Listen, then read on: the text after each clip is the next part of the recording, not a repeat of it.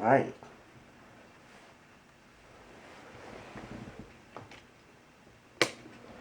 And a sandbox with where everybody lands is going to be kind of interesting, but we're already seeing stuff happening there. You mentioned Justin Bieber concert that happened. This is happening in other places like Fortnite and Roblox and things like that. So very soon, very quickly, this does seem like it will be the future.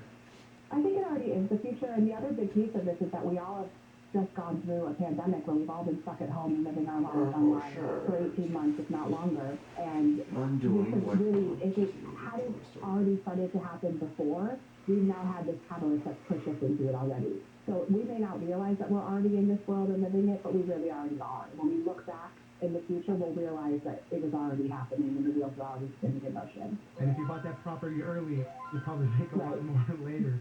Deborah Kamen, contributor to the New York Times. Thank you very much for joining us. Thank you for having me. Take care. You're listening to the Daily Dive Weekend Edition on Kfi Am 640 and everywhere in the iHeartRadio app. I'll be back with some more top stories from the week, but first, let's get an update from the KFI newsroom. KFI News on the and when it breaks. I'm Brian Bruman from the KFI 24-hour newsroom. Drugs have become a real emergency in a neighborhood in San Francisco. San Francisco Mayor London Breed has declared a state of emergency for the Tenderloin district because of the drug problems she says has affected the health and safety of people who live there. Breed says the declaration will bypass bureaucratic barriers and let the city respond to the problems that have plagued the neighborhood for years. The declaration will waive zoning and planning codes and allow the city to open a temporary site where people addicted to drugs can get help and get off the street. At least 2 people are dying of mostly fentanyl drug overdoses in San Francisco every day. Amy King, KFI News. SoCal weather from KFI. Sunny with highs in the low to mid-60s at the beaches. Mostly sunny with highs in the mid-60s in Metro LA and OC. Low to mid-60s in the inland valleys. There's a frost advisory until 8 a.m. in the Inland Empire. Highs in the mid to upper 60s. We lead local from the KFI 24-hour newsroom. I'm Brian Bruman. If you're making the commute into Rialto, it's a direct clearing out of lanes eastbound on the 210 Alder Avenue off-ramp in case you're stuck in the backup there. And much earlier, 405 north at the 605 clearing off to the right shoulder. And a big deal here coming in from Anaheim toward Buena Park on the Santa Ana Freeway. North 5 right by the 91. A wreck with 2 overturned vehicles, the far right lane closed here. And a wreck involving an overturned big rig south I-5 on the connector ramp to the 60 east avenue of the East LA interchange. The transition road remains shut down. KFI in the Sky helps get you there faster. I'm Bill Thomas. Audible is the best place to listen for everything you're into, from comedy and motivation to popular podcasts and best-selling audiobooks. Right now, take advantage of a special holiday offer and save 60% on your first 3 months. Learn more and sign up at audible.com. I suggest you take a hard look at the interest rates you're paying on your credit cards, car loans, or anything else. With today's low mortgage rates and rising home values, why not refinance with Owning? Pull some cash out of your home and take control of high-interest debt. Call Owning at 8332-OWNING or log on to owning.com. In minutes at no cost or obligation, our experienced agents can tell you how much money you have sitting in your house. Then refinance at today's 30-year fixed 2.5% rate, 2.731 APR. And use some of that low-interest money to pay off debt, do things around the house, or for anything you want. Your house may be your piggy bank. NMLS 2611, licensed by the Department of Financial Protection and Innovation and the California Residential Mortgage Lending Act, subject to credit approval for qualified borrowers. Call 833-303-4161 for terms and conditions. Equal housing lender. Call Owning at 8332-OWNING or log on to owning.com. That's 8332-OWNING or go to owning.com. Discover matches all the cash back you earn on your credit card at the end of your first year. It's amazing because Discover is accepted at 99% of places in the U.S. that take credit cards. Learn more at discover.com/yes. 2021 Nielsen report limitations apply. In the Army National Guard, family means everything. Our parents, they were really supportive that all 5 of us would join. I got my education because of the Guard. I got to travel a little bit and experience a whole different culture. It helped me get my job, helped me pay for my house. Serving part-time in the Army National Guard instills pride that you and your family will share. Visit nationalguard.com to learn more about part-time service. Sponsored by the California Army National Guard. Aired by the California Broadcasters Association and this station. Radio advertising can connect your business with holiday shoppers wherever they go. Use iHeart Ad Builder to create an affordable custom radio ad right on your phone. Just click, listen, approve, then hear it on the radio. Create your customized ad today at iHeartAdBuilder.com. There's red, blue, and then there's you. You're a free thinker and believe the best idea should win, no matter whose idea that is. KFI AM 640 is made for independent thinkers like you. Heard everywhere on the iHeartRadio app. This is KFI AM 640, heard everywhere in the iHeartRadio app. I'm Oscar Ramirez, and you're listening to the Daily Dive Weekend Edition. This week, we also learn about history being made as NASA's Parker Solar Probe was the first spacecraft to touch the sun. This past April, on its 8th flyby, it flew through the sun's upper atmosphere, also known as the corona. For more on how humanity has touched the sun, we'll speak to Justin Casper, Deputy Chief Technology Officer at DWX Technologies and Professor at the University of Michigan. The visible surface of the sun, the thing that's yellow when you look up in the sky, that's at about 6,000 degrees. If you look during the solar eclipse, or you go up into space and you look at the sun in X-rays and ultraviolet light, what we see is that's not the actual end of the sun. The sun extends out and has this million-degree atmosphere we call the solar corona that goes out millions of kilometers into space. And that corona is actually part of the sun. It has a really strong magnetic field. It rotates around as the sun rotates, and it has all sorts of impacts on the rest of the solar system. It produces winds of plasma we call the solar wind that go out and hit all the planets, cause space weather like the aurora, those northern lights, reach out into interplanetary space all the way out to the rest of the galaxy where it merges within the interstellar medium. And that helps shield us from radiation from supernovas and black holes. So it's really important that that wind exists. And we've seen indirect evidence of that kind of boundary between the outer atmosphere of the sun, the solar corona, and the solar wind for years. We can look at images during eclipses and see there's this material kind of frozen around the sun as it rotates. And we can send spacecraft into orbit around Earth or around the sun, and we see these solar winds, but we've never seen this interface before actually sent a probe into the solar corona, and that's the advance that we're reporting in this recent publication. And tell me a little bit more about the mission specifically, because, you know, when did the Parker Solar Probe launch? You know, it's been some years now, and, you know, it takes some time to get up there, obviously. It's done a few different flybys already, and this more recent one happened that we were able to get so close, but this one happened in April. We're just learning about it now. The report just came out, but this happened back in April. Yes, that's right. So a couple things that force us to have to be patient on solar probes. Turns out it's really difficult to get close to the sun. So Earth is going around the sun really quickly, and you need to figure out a way to slow down. So solar probe's a small spacecraft that launched on a really big rocket, and even that wasn't enough. What we did is the orbit is so precise that it flies over the surface of Venus 7 different times. So it launched in 2018, in the summer of 2018, and just a few months later it flew within a few hundred kilometers of the surface of Venus. And what that allowed us to do is a thing we call a gravitational assist. We actually sped Venus up a little bit, and Venus slowed the spacecraft down a little bit, and that bent our orbit so we got closer to the sun. The first time we flew past the sun, just a month after that, we got into 35 solar radii away from the sun. For perspective, Earth is 215 solar radii away, so like a seventh of the way. And over the course of the last 3 years, we've had a couple more of these encounters with Venus that get us closer and closer.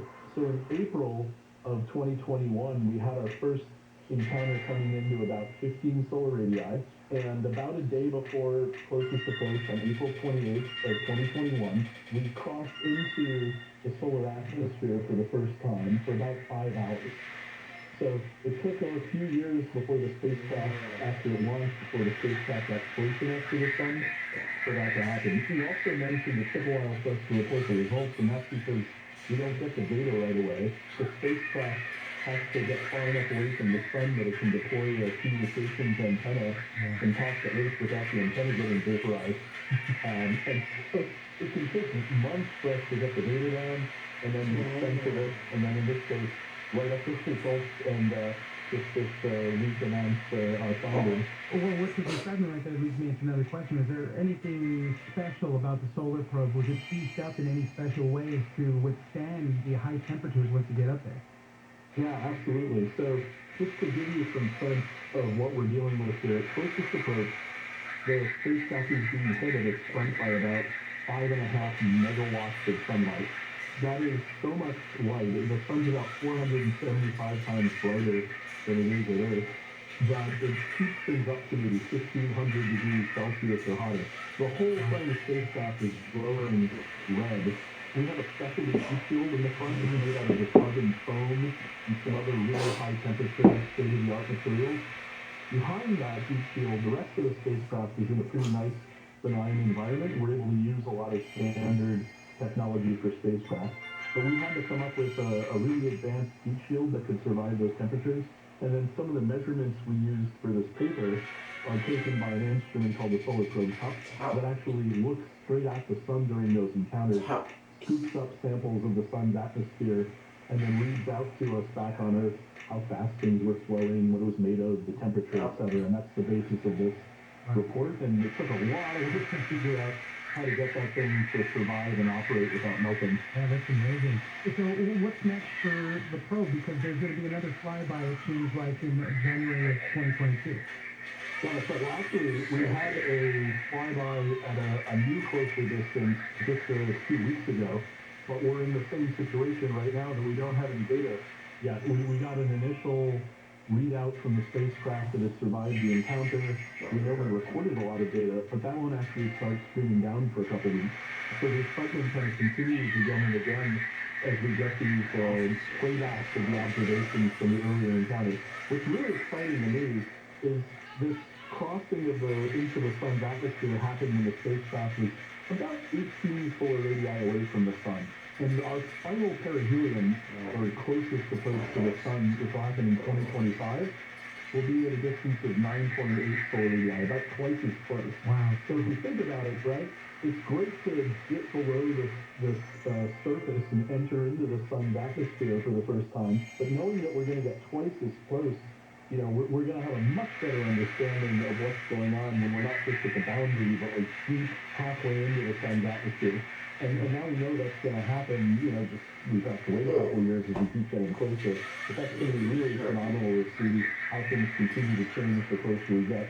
That's amazing. Great space news, I know, throughout the year and all, and just going to keep continuing into next year. Jeffrey Casper, Deputy Chief Technology Officer at GWX Technologies and Professor at University of Michigan. Thank you very much for joining us. Thank you so much. You're listening to the Daily Dive Weekend Edition on Kfi Am 640. When we come back, we'll tell you about Operation Whistle Pig and the investigation of journalist Allie Watson. Invert your thinking with a free upgrade to the IQ8 microinverter, the world's only microinverter that provides instant energy backup during a power outage from Semper Solaris, your local veteran-owned solar and battery storage contractor. Here's veteran, founder and owner, Kelly Shawhan. In the military, when you give your word, it just is your word. You work hard and keep your word. That's what we do every single day. Heard about Semper Solaris and found out that they were veterans. I knew they were going to do the job right. Add Tesla Powerwall and be ready for blackout. We get the job done with esprit de corps and honor. Semper Solaris offers new heating and air conditioning systems with a lifetime warranty and new roofs with a 50-year warranty. Go solar American style with Semper Solaris. 0 down, 0 interest, and 0 payments until 2023. Get the federal 26% solar and battery tax credit. Call 877-211-5591. That's 877-211-5591. Or visit SemperSolaris.com. IQ8 price is $7, 26% federal tax credit based on eligibility. Don't get enterprise. Cannot be combined with any other offer. Some restrictions apply. New customers only. Call us to website for details. Expire 12/31/2021. See company number 978-152. This subject to $15,000 statement between the minimum loan requirements applies 60% LTV and 625 score. Subject to credit approval by refinancing or existing loan. Your total finance charges may be higher over the life of the loan. NMLS 3290 transmitter range pursuant to California Financing Law License number 6036970. Equal housing number. You asked for a holiday song. Walking through your home with a brand new Saturday. You got a new home run that's really, really great. In Caroline today, your bank account is right. What time it is, you say with the water on your side. Pop on down, the 1.9 Oh, what time it is today, Caroline today. After 1.99% fixed rate in APR. That's just 1.99%. Call in Caroline at 800-918-6200. That's 800-918-6200. 800-918-6200. Or visit InColorLoan.com. InColorLoan. Hey, Mike. The holidays are here. Time to have friends and family over for seasonal festivities. Oh, wait, your yard's an embarrassment. Save the season with a new Tough Turtle Turf yard. The transformation will amaze family and friends. Tough Turtle Turf is incredibly durable. Imagine the added living space and all the extra room to play. Add a fire pit and cozy up. Who knows? Santa may stick around for a burger. No more mowing. Huge water bills or ruined weekends. Let our design specialists create a beautiful escape for all seasons. And with all the money you'll save on maintenance and water bills, Tough Turtle Turf will pay for itself. Transform your yard from eyesore to oasis this holiday season. For a limited time, get your new yard with zero down, zero interest for 12 months. Plus, we pay the cash. Call now, 888-665-2661, 888-665-2661, or visit toughturtleturf.com today. On approved credit only. Minimum purchase required. Cannot be combined with other offers. New customers only. Some restrictions may apply. See dealer for details. Expires 12/31/21. DSW number 1073646. NSCD number 0086663. Celebrate your favorite podcast at our iHeartRadio Podcast Awards on January 13th, including My Favorite Murder, winner of the Audible Audio Pioneer Award, celebrating the voices that are taking risks, challenging assumptions, expanding the audio art form, and taking us to places we've never been. Audible is a proud sponsor of the Audible Audio Pioneer Awards. Listen to the best of what you love with Audible Originals, audiobooks, podcasts, and more. True crime, sci-fi, memoirs, and wellness. Audible's got something for every mood. Try it for free when you sign up at audible.com. Portions of the following program will be recorded. These documents were obtained by the Wall Street Journal and used the Freedom of Information Act. You would think that some of the other media here in California should have done the same thing. Let's fill out some paperwork and they didn't bother. No, there's nobody looking after in Southern California except us. John and Ken. Nobody. Weekdays to the 6. I don't think you listen to us. The listeners listen to us. Just listen to us. Follow our lead. You know what we're talking about. John and Ken. Weekdays to the 6 on KFI. KFI. AM 640. I know the weight of the world seems to rest on your shoulders. And sometimes life seems like it's filled only with confusion and chaos. But I assure you, I have a plan for you. The Jesus Christ Show. This morning at 6 on KFI. AM 640. More stimulating talk. This is KFI Am 640, heard everywhere in the iHeartRadio app. I'm Oscar Ramirez, and you're listening to the Daily Dive Weekend Edition. Finally, for this week, there's a secret unit within the Customs and Border Protection's National Targeting Center called the Counter Network Division. This division operates with very few rules and has used various databases at its disposal to investigate Americans. This division still operates today. For more on this division, Operation Whistle Pig, and the investigation into journalist Ali Watkins, we'll speak to John Winter, investigative correspondent at Yahoo News. We got a hold of the Department of Homeland Security Inspector General report into Jeffrey Rambo, whose name has popped up in the press past its connection to his alleged interrogation of Ali Watkins, a journalist now at the New York Times.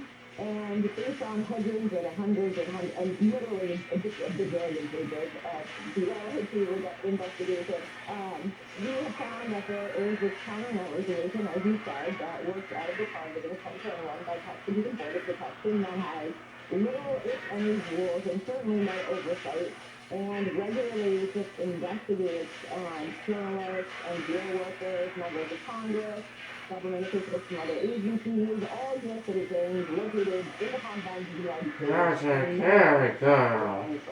This is still done to this day. I just want to say this. This is not this particular operation was launched under the Trump administration. Started with White House testing related to forced labor, cobalt mining, crazy companies, and then led to this widespread, just all resources, all databases, full of peanuts, anyone that they tweet. All they needed was someone thinking, oh, hey, you may want to talk to them, and then there we are. But the same people are running this division right now, despite critical referrals last season. And this is being continued under the Biden administration. So that's exactly where the story kind of started, right? So they wanted Jeffrey Rambo to look into forced labor things. They basically said, identify people that you could possibly talk to with regards to this issue, whether it's a journalist, staffer, congressional staffers, whoever it is.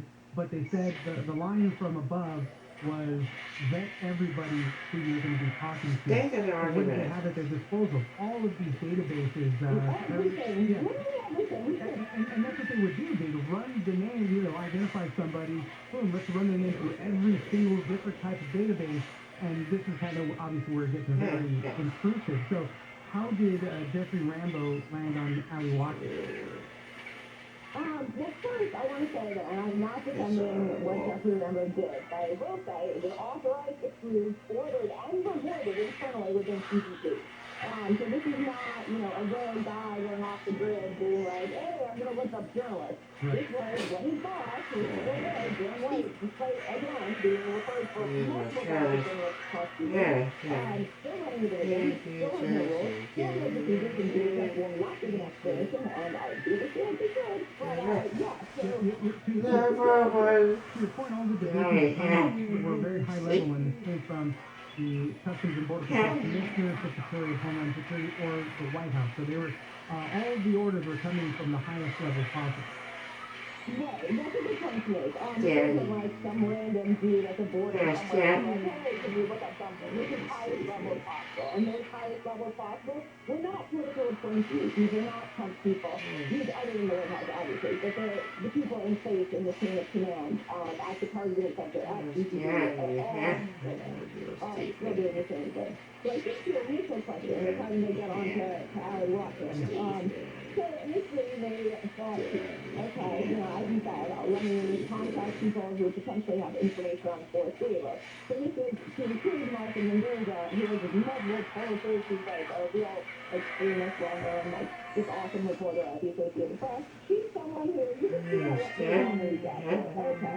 But there's this other level of you want to contact national security reporters who have never reported on forced labor. Ali Watkins told investors later, I don't understand why I had anything to do with forced labor, and she's correct.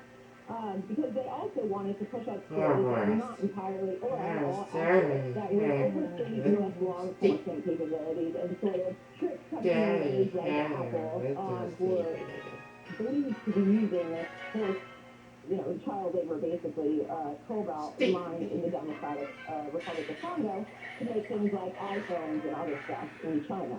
So he puts Jeffrey Rambo together, he puts, appointed lead on this project, he comes up with this plan, Ali Watkins is on there, he starts doing database checks with Martha Mendoza, he emails her, she says, I'm in Thailand, he looks, she's in Thailand, she's great.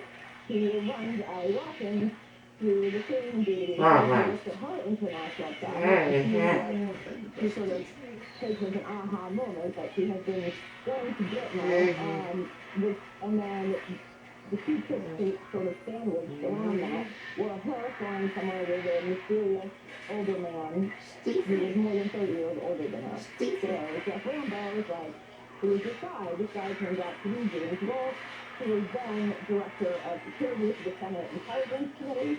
And this kicked off this whole leak investigation inside CBP, but it also leads to Jeff Rambo under an alias going to meet this reporter Ali Watkins and drilling her about her sources and her relationships and all sorts of other things that a normal person would not have access to relating to her, which obviously spooked her because when he was kind of interrogating her about all this stuff, with all the details that he learned from this kind of extreme vetting that he had all his hands on, he was drinking Whistle Pig Old Fashioned. It kind of described the operation into this, all became known as the Operation Whistle Pig. Just an interesting little side. I always love knowing how these operations get their names. But after he was looking in this, and he kind of connected Watkins to James Wolfe, he said there's something going on here, and it started. I don't know if it was just in his head or how it really kind of fleshed up. It started becoming more of a leak investigation. He put it together saying there probably have some relationship. He's head of security here. He's probably leaking information to her as a journalist.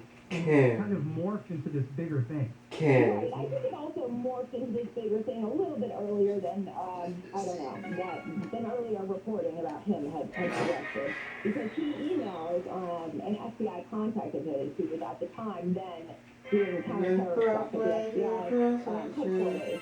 And says, before he goes to meet with Ali Watkins, he says, I think I have something in here somewhere. And that is a reference to his, what he later investigators, you know, that he went to the bar to meet Allie Watkins to determine if she was receiving classified information. That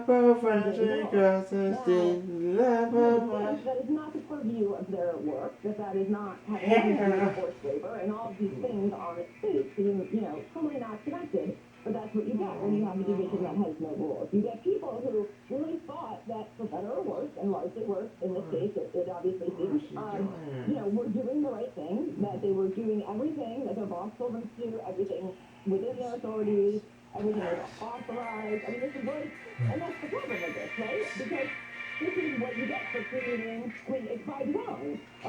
The people, other people who work at Counter Network Division, straight up told DHS LIG investigators, including Rambo's boss, he said, you know, there are no guidelines, there are no protocols. We think the guidelines, we are the protocols. We're pushing the limits here. And that's why it was created. So it's a failure of just common sense.